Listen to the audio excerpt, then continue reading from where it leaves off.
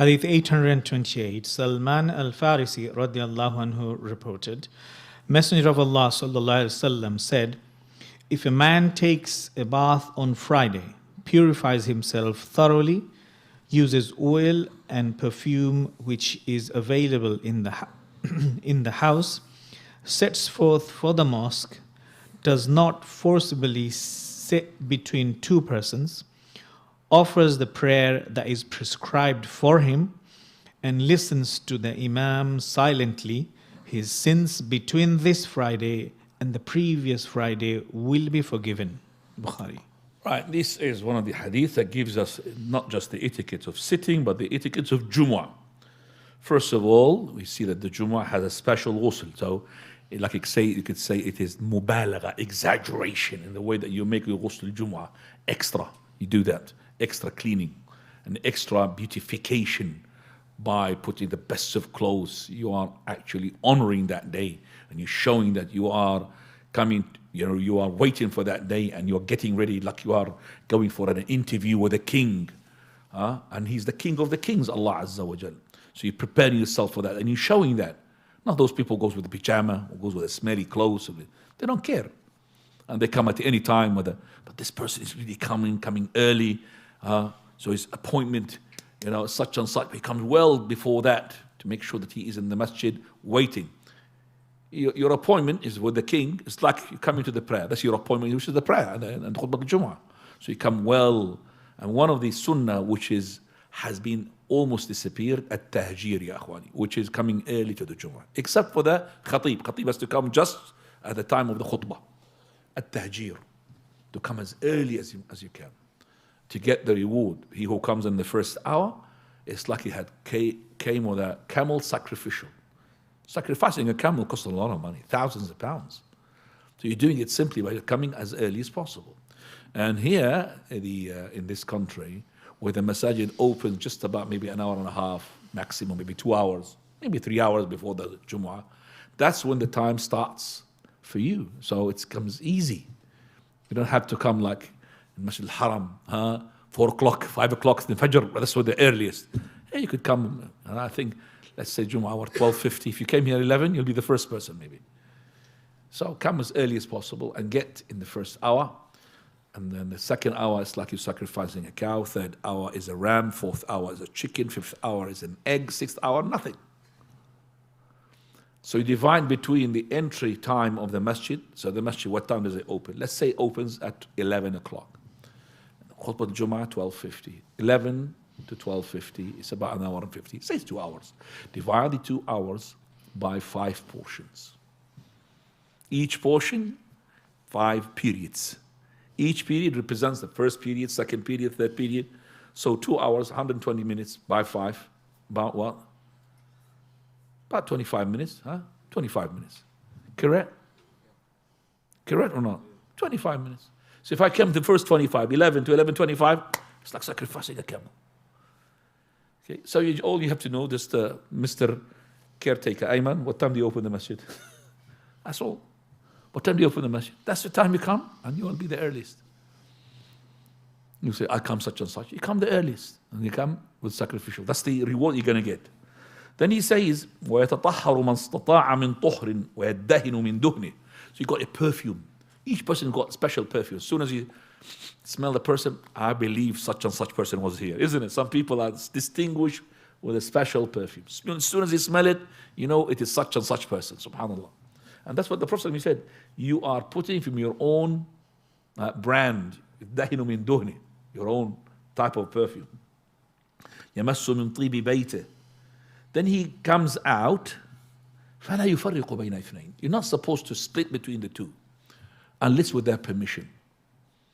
Whether it is in the Jumu'ah or any majlis. I can't just sit between the two and they're talking to each other, separate them and sit in between them. Okay. As for the Jumu'ah, yes, maybe the Khutbah al-Jumu'ah is no, these two, they're not talking to each other, but also sit if there is a space. But to sit and make these people unhappy with you, his mind of his khutbah is gone because he can't move when you are putting your elbow inside his chest, especially in the haram. They push the last minute, they don't want to be staying outside in the sun. Okay? So they start looking, not for a place, no, for a even spot like this. Just like this. He puts his foot there. That's it. It's finished. He comes the latest and he pushes to be what? Amongst the earliest. Yeah, to sit here, you have to come early.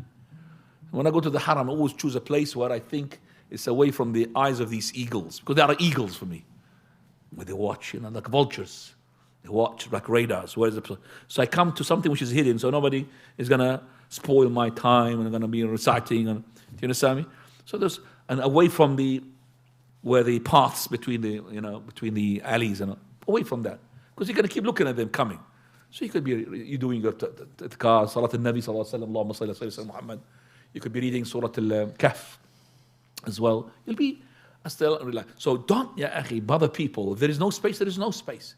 Yes, if there is a space, yes. For example, each one's taken an acre of land, which is these days. He's leaving here some space, and he's leaving some space here. So if he goes to one space, he would leave what? Enough space for a person. So no problem, you come, and while the khatib is on, you just tell him to go like this with your hand. Don't talk to him. And then you sit. No problem, inshallah. And we're not supposed as well to go and jump on over the heads of the people unless there is a spot which I could see and there is no way for me to get to that spot except by leaping or going on top of the people. But when you do that, minimize the harm that you're going to cause to the people. So easy, slowly, slowly until you reach that spot. And unfortunately, these people, they do leave spots. We said we don't want to as well cause some sort of congestion by pushing here and there. But some people, they like to have, an acre of a land. Wallahi. But a lot of spaces. Why, ya akhi? These people, they want to pray in the masjid. They don't want to pray outside in the street. Why do you do this? Some people that are provocatives. They are irritated. As soon as somebody next to them, just closer, he's irritated. Why? Yes, too much. Yes, no good. I would say that if his elbow in your chest and you're not really even having comfortable to sit, that's something else. Right. Then he says, then he prays whatever he wants. So there is no problem to pray the nafila on the Jumu'ah. And there is no zenith. On the Jumu'ah, there's no zenith. The zenith, which is the meridian, meaning that you're not allowed to pray with the sun just about 10 minutes before Dhuhr time. Let's say Dhuhr time, what time does it kick now? 12 o'clock. 11:45 to 12 o'clock, don't pray. Some of the masajid, they got this flashing clock. Don't pray. This is one of the prohibited times. In Jumu'ah, there is no prohibited times. Okay? So anytime you come, you don't look at the time. Is it 15 minutes before Dhuhr? Because it's called Jumu'ah. It's called Jumu'ah for the people praying Jumu'ah. But if you are a traveler and you're praying not in the Masjid Jumu'ah, then it becomes Dhuhr. Then you have to avoid that time. Do you understand that? So the Jumu'ah for the people praying Jumu'ah. Just like the woman, if she prays at home, she prays Dhuhr. And she doesn't have to have a ghusl. But if she comes to the Jumu'ah, then whatever applicated onto the Jumu'ah applicates also implemented on her. So she has to have a ghusl, and also same thing that she cannot, she could pray the sunnah at any time because there is no meridian for her. So during the Jumu'ah, there is nobody. And there is no such thing, ikhwani, to sunnah before Jumu'ah. Some people, they do. No, you pray. If it's a masjid, you must pray 2 rakat al-masjid. Then after they pray 2 sunnah, 2 rak'ah, it's called nafila, 2 rak'ah. Or you could sit down. But to pray to Tahiyyat al-masjid and then sit down, and if this masjid is calling to adhan, first adhan calls, and then after the first adhan, like they do in the haram. After the adhan first, everybody stand up what? To do 2 sunnah, and then the second adhan where the imam goes on top of the pulpit. That's not correct. That's, as Imam Ibn Qayyim, he said, he is ajharun nasi bis sunnah, most ignorant in the sunnah.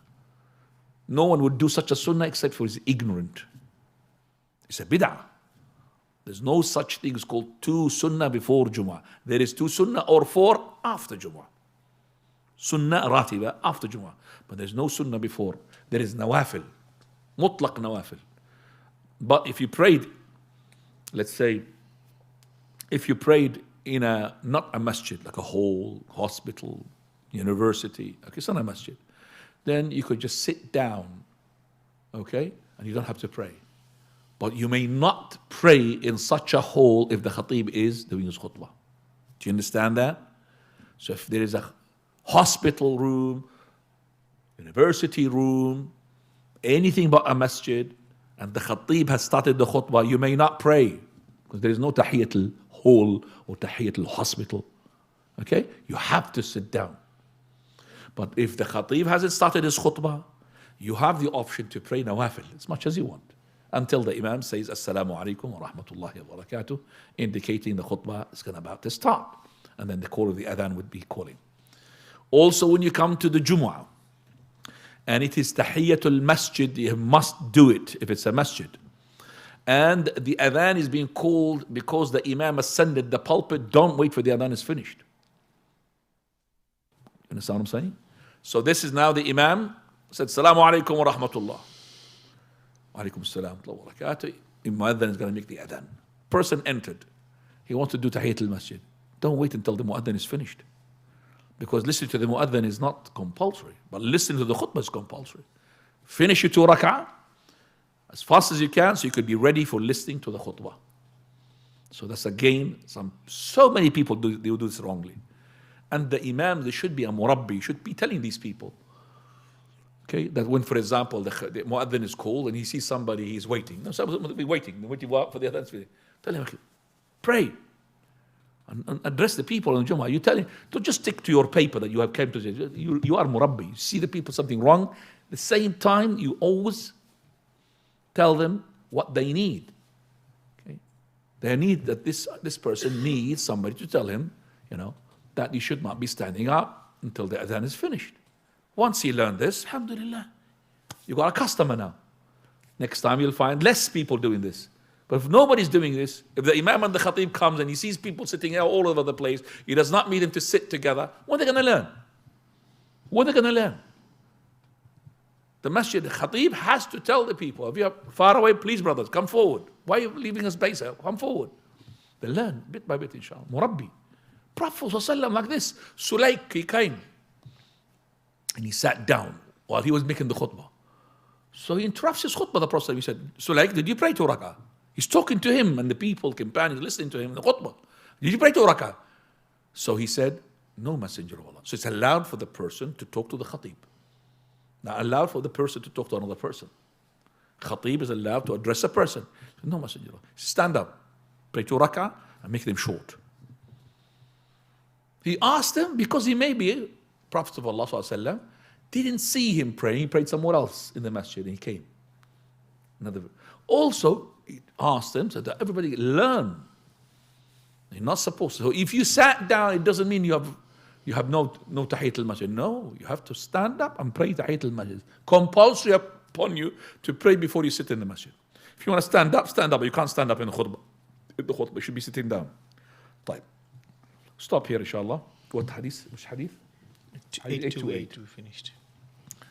طيب. We'll stop here because we're going to be linking into other hadiths. And we'll give you the time for question and answer, Ikhwani. And it's 829, and because we need to add to the Jumu'ah etiquette as well. Fadal. Sure. What's the ruling on saying Ameen during Jumu'ah? You know how you have to be completely. What do you mean, Ameen? And like when you're responding to a dua from the. Oh, so Ameen for the dua of the khatib. You're not allowed to say anything. The khatib, he should be as well not a person to help to spread this bid'ah and making them to say Ameen. That's not right. So you should be saying a dua quickly. There's not a dua which is long, unless it's a dua, a special one for something that happened, maybe for the rain as well. We say that the people during the Khutbah Jumu'ah, they're not supposed to say nothing. Even when the person who is a khatib says Sallallahu Alaihi Wasallam, now you could say Sallallahu Alaihi Wasallam, but not during the Khutbah al-Jumu'ah. It should be silent, all ears, listening. Imagine that every person, every khatib, he says, وَقَدْ قَالَ رَسُولُ اللَّهِ صَلَّى اللَّهِ, and everybody Sallallahu Alaihi Wasallam. It's a market then. It's not Khutbah al-Jumu'ah. Everybody Sallallahu Alaihi Wasallam, Sallallahu Alaihi Wasallam. It's a market. You have to be quiet, listen. Okay? Now, Jazakallah khair for the question. Fadal.